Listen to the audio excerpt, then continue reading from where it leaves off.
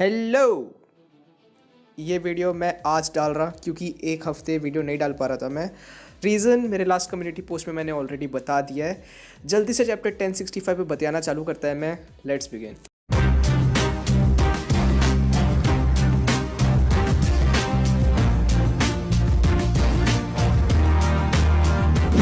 Last chapter में जोरो और ब्रूक ने बोला था कि वो सनी में ही रुकेंगे, वो ही अलॉन्ग विद कीचड़ कारिबो, चाहे की चुस्की मारते हुए दिखे। सबसे पहले कारिबो के बिहेवियर को देख के now I am damn sure कि कारिबो वर्ल्ड गवर्नमेंट को तो इन्फो देने की बात नहीं कर रहा था, मतलब मोस्ट लाइकली किसी पायरेट की बात कर रहा था वो उस टाइम। अब इस चैप्टर में सेराफिम से रिलेटेड बहुत कुछ पता चला है, उसके बारे में बाद में बात करते हैं। पहले तो ये चीज़ ध्यान देना कि लिलिथ ने बोला कि एगहेड का मेन एनर्जी सोर्स फायर है, एंड ये भी बोला कि अगर अनडाइंग फ्लेम से कुछ उसको मिल गया तो वो एक सन भी बना सकती है। नाउ अनडाइंग फ्लेम से मेरे दिमाग में सबसे पहले जो आया वो है लूनेरियन। तो क्या इसी सन की वजह से वेगापंक लूनेरियन रेस पे इतना ज़्यादा एक्सपेरिमेंट कर रहा था? मे बी, बट सन बना के वेगापंक करेगा क्या exactly, I wonder. I think हमें फ्यूचर में इस अनडाइंग फ्लेम से रिलेटेड कुछ काफ़ी क्रूशियल इन्फॉर्मेशन मिल सकता है। वेल, इस चैप्टर में हमें रिमेनिंग 3 वेगापंक्स भी दिख गए हैं अलॉन्ग विद पंक 1 to 5, जिसको हमने पहले ही देख लिया था। एंड पंक 6 को छोड़ के दोनों पंक रोबोट जैसे ही दिख रहे, मेरे को ठीक ठीक लगे ये। एंड पंक 2 और 3 ये भाई एकदम हद, लिलिथ और ये बच्चा इतने लाइक चांटे मारने चाहिए, बहुत एनोइंग लगे मेरे को चैप्टर में। भाई जब पंक 1 बोला कि स्ट्रॉ हैट्स को लाओ तो लाओ ना भाई, उनके साथ बकचोदी कर रहे फालतू का। एक चीज़ जो मुझे काफ़ी ज़्यादा इंटरेस्टिंग लगा वो ये है कि एक पंख खा के दूसरे पंख के भूख को मिटा सकता है, एंड एक पंख हग के दूसरे पंख के मैंने बोला था ना कि नारुतो के पेन से वेगापंक काफ़ी डिफरेंट है। इन 6 वेगापंक्स को कोई एक अलग से कंट्रोल नहीं कर रहा है, ये 6 मिलके ही वेगापंक है। पंक 6 मेरे को क्यूट लगी, एंड पंक 1 का फुल डिज़ाइन मुझे काफ़ी कूल लगा, मतलब भाई अच्छा लग रहा है बंदा। यहाँ पे जिन लोगों ने भी ड्रैगन बॉल सुपर देखा है उसमें याद है ना 2 नीले टट्टे थे, जेनो कुछ करके, जो सबसे स्ट्रॉन्गेस्ट थे या सबसे जो ऐसे चुटकी बजा के गायब करते थे सबको वाले, उनके जैसा नहीं दिखता है पंक 3। इस चैप्टर का सबसे इंटरेस्टिंग पार्ट मुझे सेराफिम से रिलेटेड जितना भी हमें नया इन्फॉर्मेशन मिला है वो लगा है। पहला नया इन्फो कि seraphims devil fruit powers use कर सकते हैं। अब इधर हमें जिम्बे सेराफिम सेनोर पिंक के पावर्स को यूज़ करते हुए दिखा है। तो मेरा क्वेश्चन ये है कि सेनोर पिंक के फ्रूट को वेगापंक ने रेप्लिकेट किया है कि उस एबिलिटी को ही रेप्लिकेट किया है वेगापंक ने? देखो, अगर किसी वे में वेगापंक ने जिम्बे सेराफिम को सेनोर पिंक का फ्रूट खिलाया है तब उसका मतलब होगा कि सेराफिम्स डेविल फ्रूट कंज्यूम कर सकते हैं।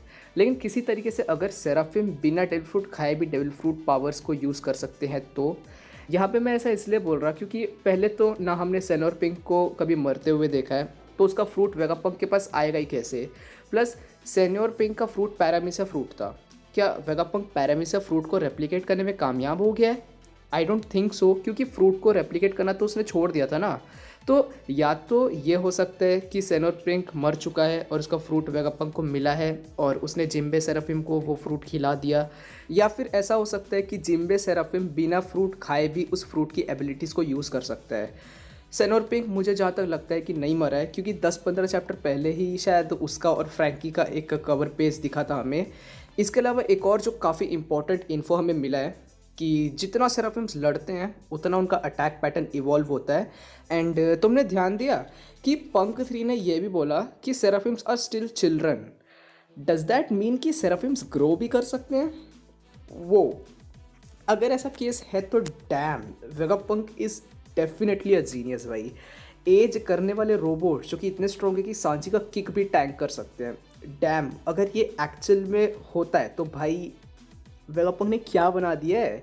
एंड जिम्बे सेराफिम ने इस चैप्टर में ही 4-5 अलग एक्सप्रेशंस दिखाया है, कभी ये गुस्सा करते हुए दिखा है, कभी कोल्ड दिखा है। आई वॉज टोटली राइट भाई, सेराफिम्स जज करने के एंड सोचने के केपेबल है। डैम भाई, मैंने इतना कभी भी इनसे एक्सपेक्ट नहीं किया था। ये डेफिनेटली सेराफिम्स डेफिनेटली वारलॉर्ड्स को रिप्लेस करने लायक है। इसके अलावा लास्ट पैनल भाई काफ़ी ज़्यादा interesting.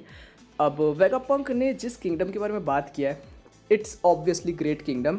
So I want to know कि वेगापंक को ग्रेट किंगडम के बारे में पता कैसे है। क्या ओहारंस के साथ इसका कोई कनेक्शन था? क्योंकि भाई हमने इससे पहले ओहारंस के थ्रू ही बस सुना है ना ग्रेट किंगडम के बारे में। अगर ऐसा है तो कहीं इसी रीज़न से तो वर्ल्ड गवर्नमेंट अब वेगापंक को नहीं मारना चाहती। मे बी उनको पता चल गया अब कि वेगापंक को भी ग्रेट किंगडम के बारे में पता है। ऑल्सो ये जो आर्मर दिखा है हमें लास्ट में, ये किसका आर्मर है? ओर्स वाले स्पीसीज़ का, मतलब एंशिएंट जाइंट्स का, या फिर काइडो वाले स्पीसीज़ का, मतलब ओनीस? I want to know. इसको देख के ये पता चलता है कि एक काफ़ी अच्छा खासा वॉर हुआ था भाई। इस बंदे के भाई पेट पूट में भाई भाले भूले घुसे हुए हैं भाई। एंड ये मुझे तो ओनी नहीं बल्कि एंशिएंट जाइंट लग रहा है। एंड अगर ऐसा है मतलब एंशिएंट जाइंट्स 900 साल पहले ग्रेट किंगडम के पार्ट थे, क्योंकि इसको देख के तो लग रहा कि ये ग्रेट किंगडम की तरफ से लड़ा है, ना कि उनके अगेंस्ट। मेरे दिमाग में इससे अगर कुछ रिलेटेड थ्योरी सूझता है तो I definitely make a video भाई। ये ऐसी चीज़ है जिससे भाई काफ़ी थ्योरीज बनने वाली है। And that's it. अब इसको देख के मैं ग्रेट किंगडम के बारे में और ज़्यादा जानना चाहता है। एंड हमें अब धीरे धीरे ग्रेट किंगडम के बारे में पता चल रहा है। नेक्स्ट वीक ब्रेक नहीं है। वैसे जब तक मैं वीडियो डालूंगा तब तक शायद स्पॉयलर्स भी आ गया होगा। अगर आ गया तो स्पॉइल मत करना कमेंट्स में, क्योंकि अभी लास्ट के 3-4 चैप्टर्स में बिना स्पॉइल हुए ही रीड किया हूँ, तो इसको भी मैं बिना स्पॉइल हुए रीड करना चाहता हूँ। एंड चलो अब नेक्स्ट वीडियो में सुनने मिलेगी, तो बाय बाय।